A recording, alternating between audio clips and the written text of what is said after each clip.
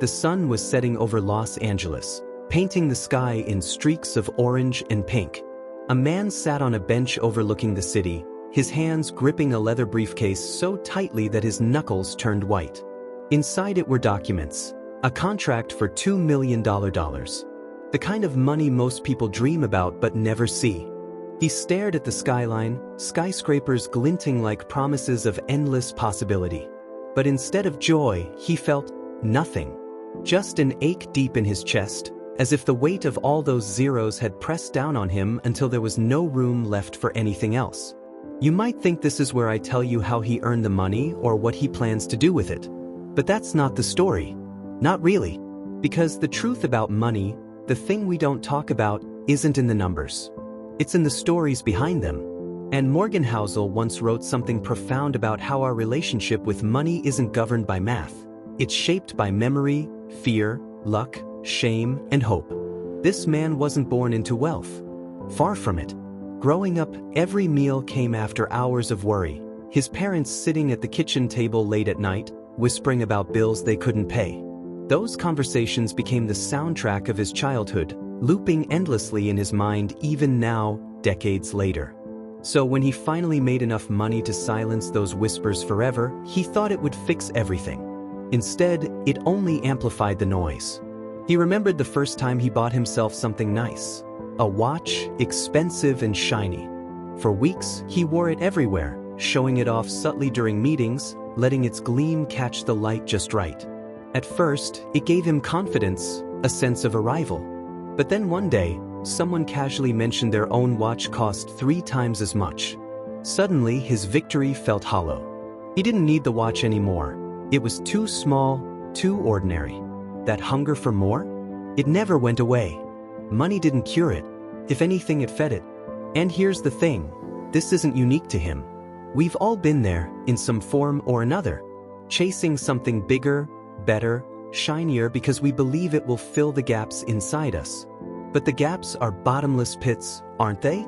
No amount of money can fill them, not completely. Because money isn't just currency. It's a mirror reflecting back everything we carry within us. Our insecurities, our dreams, our wounds. Take Sarah, for example. She grew up wealthy, surrounded by privilege. Her father owned companies, her mother hosted charity galas. On paper, she had everything. Yet beneath the surface, she lived in constant fear of losing it all. Every investment report sent shivers down her spine. Every market dip felt like the ground crumbling beneath her feet. But because money wasn't freedom for her, it was fragility. To lose it would mean losing herself, erasing the identity she'd built around abundance. Or consider Marcus, who worked 2 jobs to put himself through college. He saved every penny, skipped vacations, delayed gratification year after year. By the time he retired, he had amassed a fortune large enough to last generations. But here's the twist, he never spent any of it. Not on trips, not on hobbies, not even on gifts for his grandchildren. When asked why, he simply shrugged. "I'm saving it," he said. Saving it for what? No one knew. Maybe not even him. Somewhere along the way, frugality became fear disguised as discipline.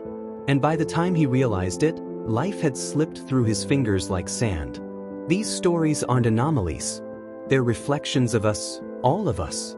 Each decision we make with money is layered with history, emotion, and survival instincts older than civilization itself. Think about it. When you buy something impulsively, isn't it often because you're trying to soothe a wound? Or when you hoard cash in savings accounts, aren't you preparing for storms that may never come? Money decisions aren't logical. They're deeply personal. They're scars and hopes wrapped up in dollar signs. But here's the hardest part. Even when we understand this, even when we try to change, the forces driving us are relentless. Take risk, for instance. Some people thrive on it, betting big and reaping rewards, or facing ruin. Others avoid it at all costs, clinging to safety nets that barely exist. What separates these 2 groups? Luck plays a role, sure. But so does upbringing. So does trauma. So does ego. Imagine growing up poor, watching your family struggle to keep a roof over their heads.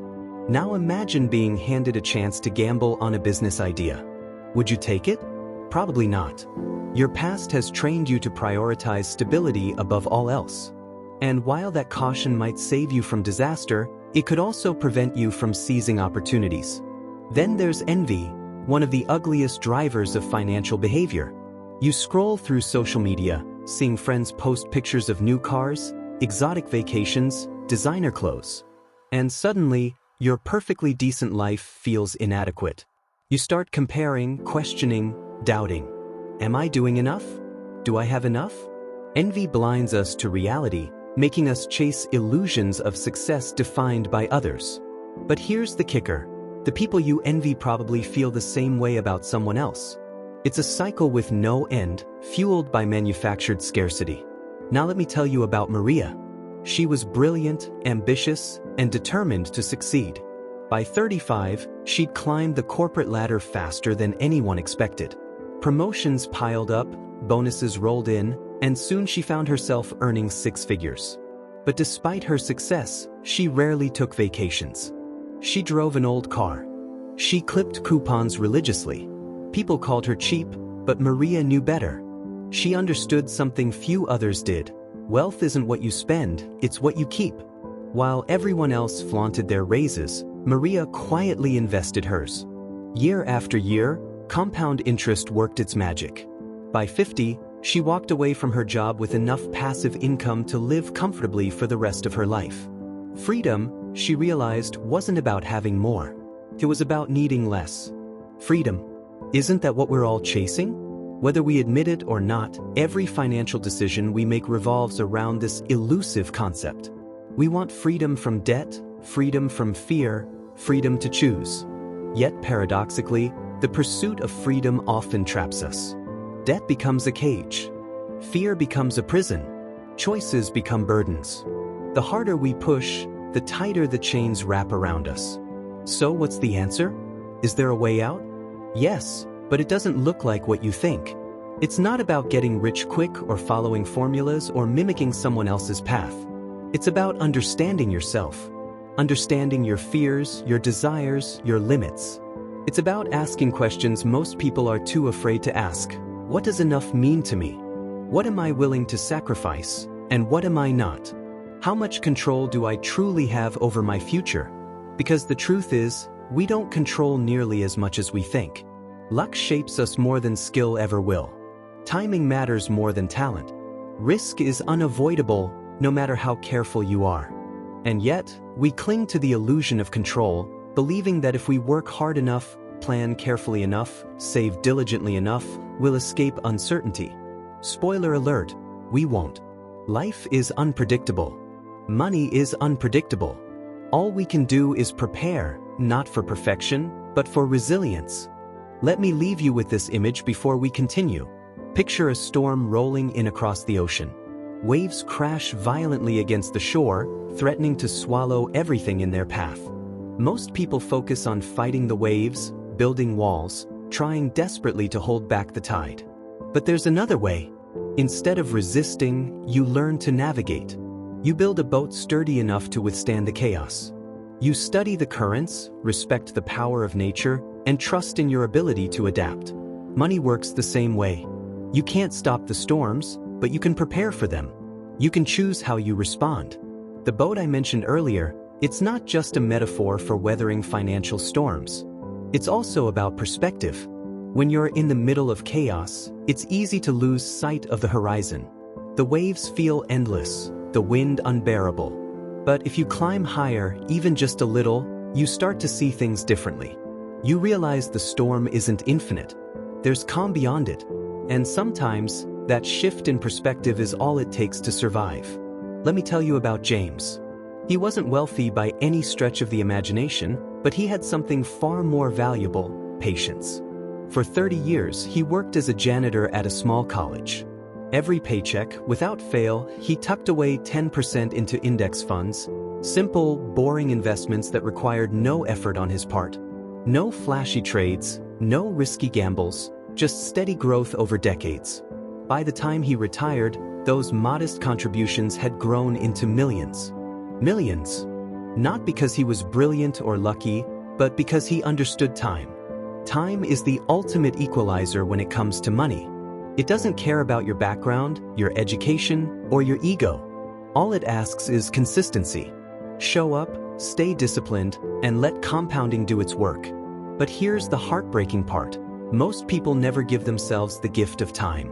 They chase quick wins, lured by get-rich-quick schemes or lottery dreams.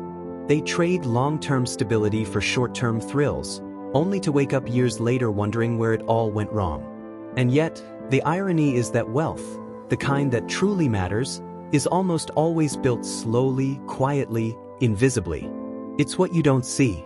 The millionaire next door driving a 20-year-old car. The retiree who lives simply but sleeps soundly knowing they'll never run out of money. Wealth hides in plain sight, camouflaged by humility and restraint. Now contrast that with fame. Fame demands attention. It flashes neon lights, screams for applause, craves validation. Riches are loud, wealth is silent. Think about celebrities filing for bankruptcy after earning tens of millions. Or entrepreneurs losing everything because they couldn't resist the temptation to grow faster, bigger, shinier. Money, when flaunted, becomes fragile. It attracts envy, greed, and recklessness. True wealth, on the other hand, is private. It's protected not by locks or lawyers but by discretion and wisdom. Which brings me back to the man on the bench overlooking Los Angeles. After hours of sitting there, staring at the contract in his briefcase, he finally made a decision. He didn't sign it. Instead, he walked away from the money, from the pressure, from the expectations. Because he realized something profound. Money wasn't going to save him. It couldn't erase the scars of his childhood or silence the doubts echoing in his mind. What he needed wasn't more zeros in his bank account. It was peace. Peace with himself, with his past, with the uncertainty of the future. Walking away wasn't easy. In fact, it felt terrifying. For weeks afterward, he questioned whether he'd made a mistake. Friends called him crazy. Family worried he'd regret it. But slowly, something shifted inside him. Without the weight of obligation pressing down on him, he began to breathe easier. He started volunteering at a local shelter, teaching kids how to read. He took long hikes in the mountains, watching sunrises paint the world anew each morning. He reconnected with old friends, sharing stories and laughter instead of business cards and sales pitches. Life became simpler, quieter, richer, not in dollars, but in meaning. And maybe that's the real lesson here. Money isn't the destination. It's the vehicle. How you use it determines where you end up. Will you drive toward freedom, fulfillment, and connection? Or will you speed recklessly toward emptiness, exhaustion, and regret? The choice is yours, but make no mistake, it's a choice. One that requires courage, self-awareness, and honesty. There's one last story I want to share before we part ways. It's about a woman named Elena. She inherited a fortune from her parents, enough to live lavishly for the rest of her life. But instead of indulging, she chose a different path.